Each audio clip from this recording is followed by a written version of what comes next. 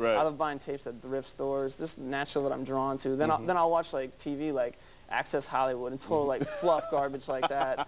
But it's like it's total entertainment. You know what I mean? And like 90210. Like I get a kick out of that stuff. You know, so I can enjoy aspects of it, but I don't necessarily. I'll respect it as a commercial product, I guess, but not as like a form of like artwork that expresses much. You know what I mean? But I get my own personal kicks out of that stuff. Now, would you define yourself as a filmmaker or as an artist? After I finished school, I was trying to figure out what to pursue and what I would consider myself. But then it took me a while to figure out what was obvious. It's like I'm a filmmaker because I make films, but I'm an artist because I do all sorts of mediums. So I mean, an artist can create in several mediums. So I consider myself an artist who creates films, but that also makes me a filmmaker. So it's sort of all the above. You know what I mean? Like I don't want to pigeonhole myself. No, I got you. As a painter, didn't you get a grant or a fellowship to let you go overseas for a while? Or? It wasn't a grant, but it was just the commission that I earned off of it allowed me to do what I wanted. You know what I mean? For a period. You know what I mean? It was still. I work on, like, I'm pretty budget, you know what I mean? But I don't care, like, I enjoy that sort of stuff. Right. Not that I wouldn't mind, you know, eating a little better and stuff like that, but I enjoy the freedom that comes in not having a steady job, too, and stuff like that. It's pretty cool. Now, what kind of support does your family give you?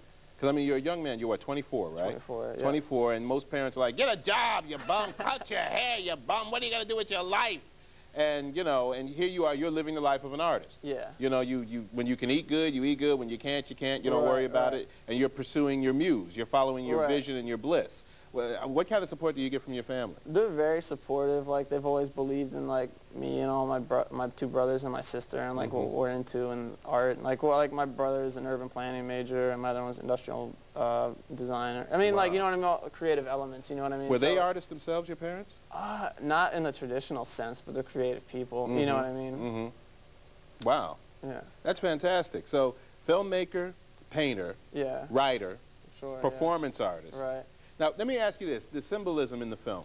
When, and just because I know some people might watch the film and go, I don't know about that aspect. Break it down. Yeah, when you, the cross, the cardboard cross, that you start beating the crap out of. What's the symbolism behind that, Greg? Like, well, see, like when you said it was a 2-year process to create this film, it was sort of just like an ongoing documentation. There was only one show we didn't get on tape in that period, and like we play like so sporadically, it's weird, and like the lineup changes all the time, but it's mostly me and this other dude, Paul Owen, the majority of the shows. But like these characters that I created, along with friends who like energize the characters, or also create their own that are part of the productions.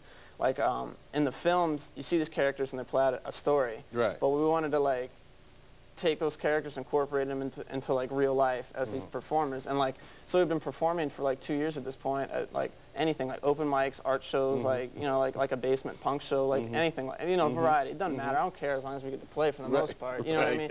For the most part. You know what I mean? Unless someone's like a dillweed and they're treating you wrong or something. But yeah, like so it was like an aspect that we enjoyed, and I wanted to like share in the best way possible. It'd probably be film through, you know, that medium. So I cut this together, and the guy with the cross is like, see, like that's sort of like an ongoing project. Is see, I don't know if I should give it away, but well, okay, we create these characters, and one of which is a youth minister at a church, and so we perform as this church band, right? And Tracy Maroon is the guy with the cross. So is he like rebelling against? No, they're fighting the demons of the underworld. So he's using the cross as a weapon to beat down the demons of the underworld.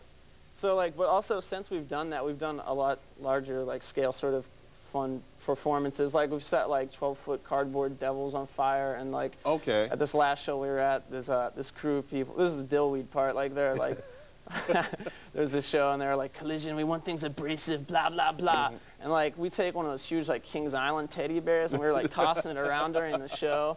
And supposedly we broke 2 microphones with it, so they all gave us flack for that. So, but it depends on who you deal with, you know what I mean? Like the performance is just like I mean, there's other people who do crazier performances, like, you know, nailing body parts to stages and stuff like that, you know, like, which we don't do, but you know what I mean?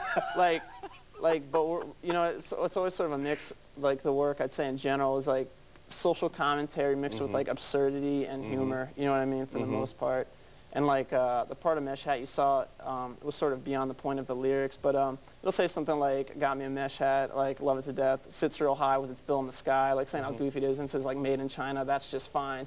You know what I mean? Which sort of like touches like on like the sweatshop thing and like how people don't care. You know what I mean? Not that I'm not like I don't want to say I'm even like the dude who's like, you know, like screaming that, but it's just like this is a social commentary here and there. You know what I mean? And see, that's why I wanted to get you on to explain the work and for people to see the work, because people see, you know, like we talked about with John, they see experimental film and they go, it has no rhyme, no reason. These are just, you know, a bunch of guys just messing around, you know, and not really having any purpose to it. And now, you know, just in what you said, you know, it's about, you know, the thing with the cross was about beating down the demons in the hell. Well, and, let me explain that even a little further. Like that group, we perform under different names. Like most commonly is Tracy, Dean, and Jesus, which is like the church band from Goshen, Ohio. And we also perform as the intramural marching band, which was another film I did. It was like a group of ragamuffin dudes who formed their own school marching band. Well, so we take on these characters and these roles, but Tracy and Jesus seems to be our most popular. I would love to talk with you more about that, man, but I'm out of time. But give your website real quick. Okay, blonchili.com, and that's B-L-O-N-D, chili, C-H-I-L-I, no E on blonde.com, and you can check out a lot of my videos there. It's new, so it's sort of raw looking right now, and there's not too much, but a lot of my videos are on it, so please check it out. Fantastic. And, thanks for coming on, yeah, Dre. for sure, man. Appreciate it, man. Keep making them songs and videos, man, and I'll be checking them out. Underground. Beautiful. We've seen the work of two avant-garde filmmakers following their visions to realize work that is unique to their experiences and desires. Here's hoping you take a plunge into the unknown by looking through your viewfinder. Cut.